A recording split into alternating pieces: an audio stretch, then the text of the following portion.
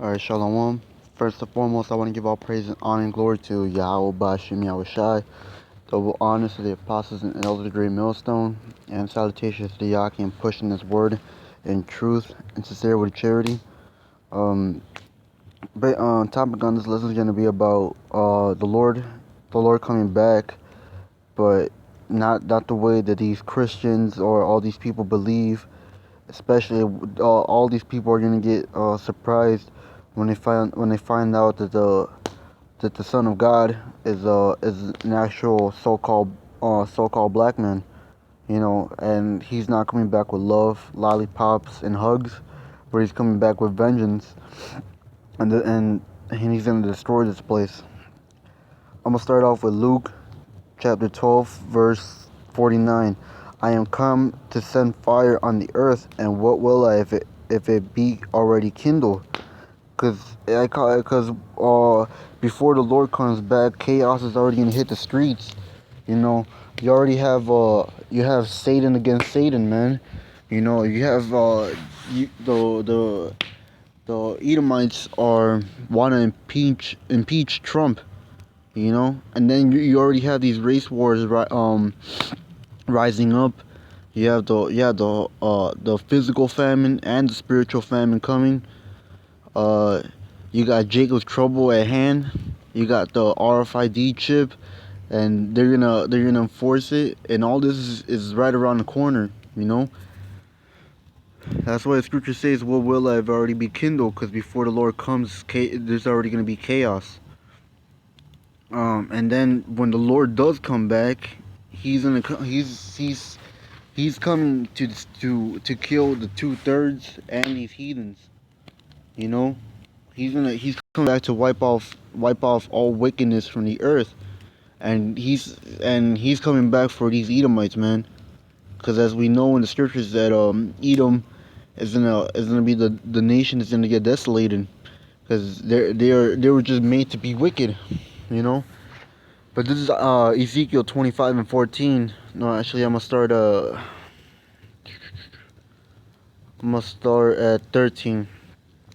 Therefore, thus saith the Lord Yahweh, I will also stretch out my hand upon Edom, and will cut off man and beast from it, and I will make it desolate from Teman, and they of Dedan shall fall by the sword. And I will lay my vengeance upon Edom by the hand of my people Israel, and they shall do in Edom according to mine anger and according to my fury, and they shall know my vengeance, saith the Lord Yahweh.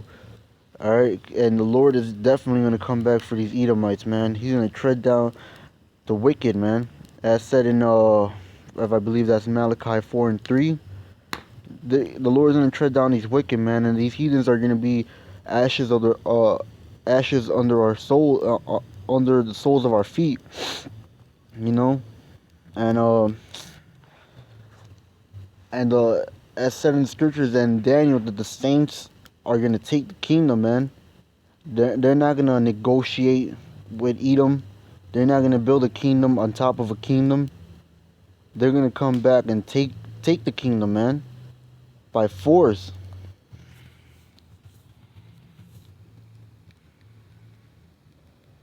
Um, this is Isaiah 63 and 2. Wherefore art thou red in thine apparel, and thy garments like him that treadeth in the winefat? I had trodden the winepress alone, and of the people there was none with me. For I would tread them in my anger, and trample them in my fury. And their blood shall be sprinkled upon my garments, and I will stain all my raiment. For the day of vengeance is in mine heart. The year of the redeemed is come. So when Yahweh Shai comes back, it's gonna be like if he was like it said right there in verse 2, like him that treadeth in the wine fat, because isn't his garment is gonna look bloody, man, from all the blood of the wicked that he's gonna come and destroy, you know. that shows that puts an image in your mind of how bloody this day is, you know. And that day is a day never seen before, you know, as said in Jeremiah 30:7. You know, the time of Jacob's trouble, but they shall be saved out of it. And that day is talking about that 144, cause them and the 1/3 are the only people that are gonna be saved from what's gonna come. You know, cause this day is like, you know, it's a day that's never been seen. It's gonna be bloody, gruesome. There's gonna be a lot of deaths. You know, especially for these Israelites, man. Because only 1/3 of the nation of Israel is going to be saved, and the 2/3, as said in I think it's Zechariah 30, where it says that 2/3 shall be cut off and die. The scriptures say that Israel is numbered as the sand of the sea. You know, so you might see a person that looks like a so-called Negro, Native American. They might be a tear, but you also have these other nations that actually have our spirits, man. You might see a Chinese person, but he's actually an Israelite, or an Edomite, a so-called white person that is actually Jake. Hey, cause we're mixed upon the nations, man. So there's gonna be a lot of people dying in that day, and I'm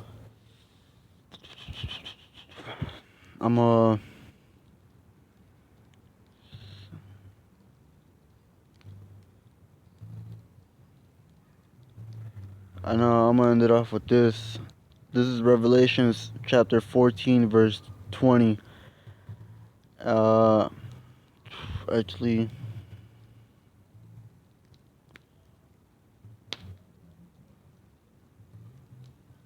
I'm actually gonna start at verse 19. And the angel thrusts in his sickle into the earth and gathered the vine of the earth and cast it into the great winepress of the wrath of God. And the winepress was trodden with the city, and blood came out of the winepress even onto the horse bridles by the space of 1,600 furlongs. That's giving you you know, it's setting an image in your mind, because you know, like Apostle Gabar says that when you read these scriptures, you gotta visualize it, you know, so you get a deeper understanding of the scriptures. But there's gonna be so much blood in the streets that it's gonna be like the it's gonna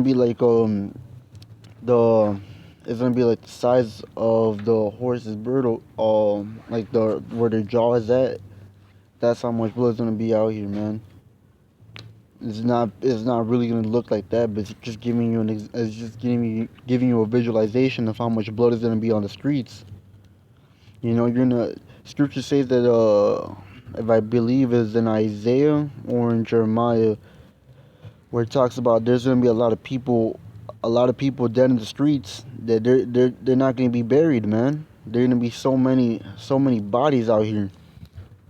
You know, old and young are gonna be slain by these Edomites when they send on martial law, and then when you have the Lord coming in, you know.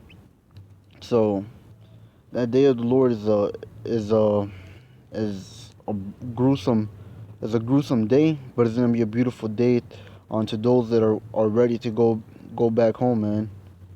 You know, we because we know that this kingdom ain't nothing, man. There's nothing but chaos out here, man. Confusion, you know. But that's all I want to get into. Lord willing, your brethren were edified.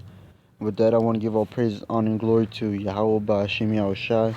Double honors to the apostles and elders of the Great Millstone, and salutations to the Yakim pushing this word in truth and sincerity with charity.